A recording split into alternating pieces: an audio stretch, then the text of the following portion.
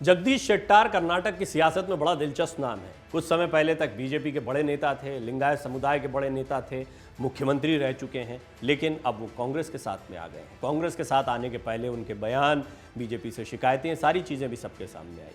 लेकिन एक और दिलचस्प पहलू सामने आया, वो ये है कि बीजेपी छोड़कर कांग्रेस का हाथ थाम चुके कर्नाटक के पूर्व सीएम जगदीश शेट्टार के दफ्तर में अब भी क्यों लगी है पीएम मोदी और गृह मंत्री अमित शाह की तस्वीरें।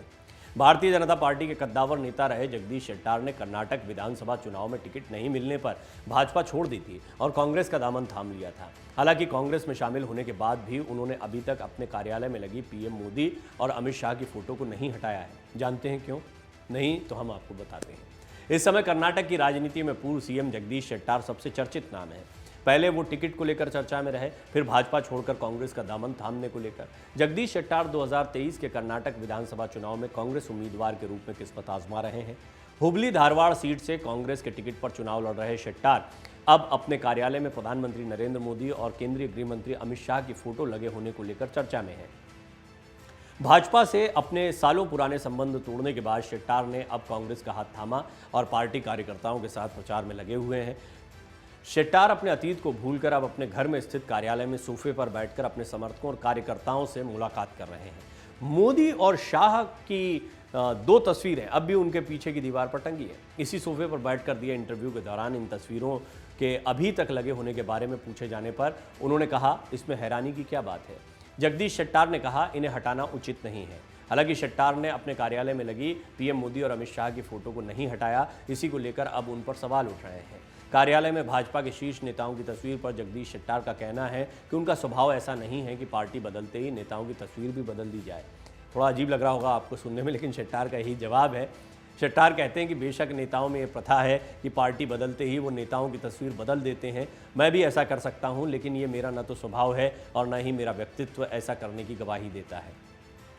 जगदीश शेट्टार का कहना है कि मेरे मन में पीएम नरेंद्र मोदी और गृह मंत्री अमित शाह के लिए बहुत सम्मान है। ये चुनाव मेरे लिए राजनीतिक आकांक्षा नहीं बल्कि स्वाभिमान की लड़ाई है। मेरे स्वाभिमान को ठेस पहुंची, इसलिए मैंने पार्टी छोड़ी। तो क्या उनके दरवाजे बीजेपी के लिए अब भी खुले रहेंगे? अगर उनको पर्याप्त सम्मान मिलता है तो बीजेपी में दोबारा जाएंगे? क्या वो अपनी ताकत बीजेपी के बाहर रहकर दिखा रहे हैं? ये बहुत सारे सवाल हैं। कांग्रेस के लिए चिंता भी बढ़ा सकते हैं। शेट्टार ने यह भी बताया कि बीजेपी ने उन्हें टिकट क्यों नहीं दिया। शेट्टार ने कहा कि उन्हें भाजपा ने इसलिए भी टिकट नहीं दिया क्योंकि इस तरह की आशंका थी कि वो पूर्व मुख्यमंत्री बीएस येदियुरप्पा के बाद लिंगायतों में नंबर 1 के नेता हो सकते हैं। क्या कांग्रेस उम्मीदवार के रूप में उन्हें मतदाताओं को मनाने में दिक्कत आ रही है? इस प्रश्न के उत्तर में पूर्व भाजपा नेता ने कहा कि शुरू में कुछ असहज स्थिति का सामना करना पड़ा, लेकिन धीरे धीरे मतदाता समझ रहे हैं। जब उन्हें पता चल रहा है कि बिना किसी वजह से उन्हें भाजपा ने अपना प्रत्याशी नहीं बनाया। उन्होंने कहा, पता नहीं मुझे टिकट क्यों नहीं दिया गया, जबकि मैं लोकप्रिय हूं, कोई आपराधिक पृष्ठभूमि नहीं और कोई भ्रष्टाचार नहीं किया है। जगदीश शेट्टार अब तक 6 बार विधायक रह चुके हैं। वो 1994 से लगातार हुबली धारवाड़ सीट का प्रतिनिधित्व कर रहे हैं। उनका दावा है कि पहले भाजपा का इस क्षेत्र में कोई वजूद नहीं था और उन्होंने यहाँ पार्टी के लिए आधार तैयार किया था। हालांकि इस बार वो कांग्रेस से प्रत्याशी हैं। वो जिस कार्यालय में बैठकर कार्यकर्ताओं से मिलते हैं या समर्थकों से बातचीत करते हैं, उस कार्यालय की दीवार पर अभी भी पीएम मोदी और शाह की फोटो लगी है, जिसको लेकर एक बार फिर वो चर्चा में आ गए।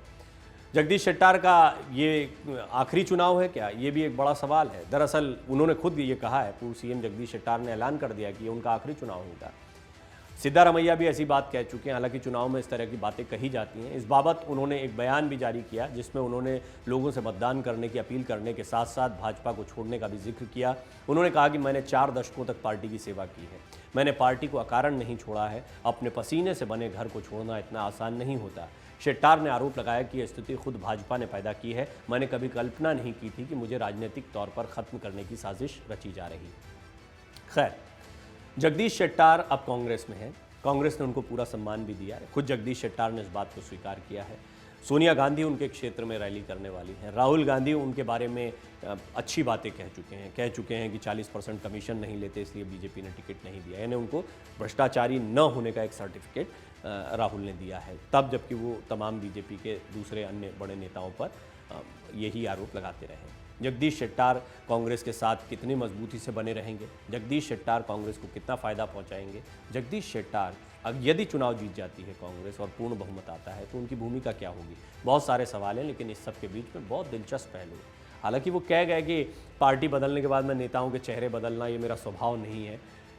अजीब लगता है किसी को भी सुनने में, लेकिन ठीक है, ये बहुत मुमकिन है कि ये उनकी अपनी संवेदनाएं हों, अपनी सोच हो, अपना काम करने का तरीका हो। फिर भी दिलचस्पी का विषय बना हुआ है कि जगदीश शेट्टार बेशक बीजेपी के खिलाफ बोल रहे हैं, अपनी पार्टी के लिए वोट मांग रहे हैं, इंटरव्यूज़ दे रहे हैं, और पीछे प्रधानमंत्री मोदी और गृहमंत्री अमित शाह की तस्वीरें लगी हैं। मन से उजाला कर चले, मन से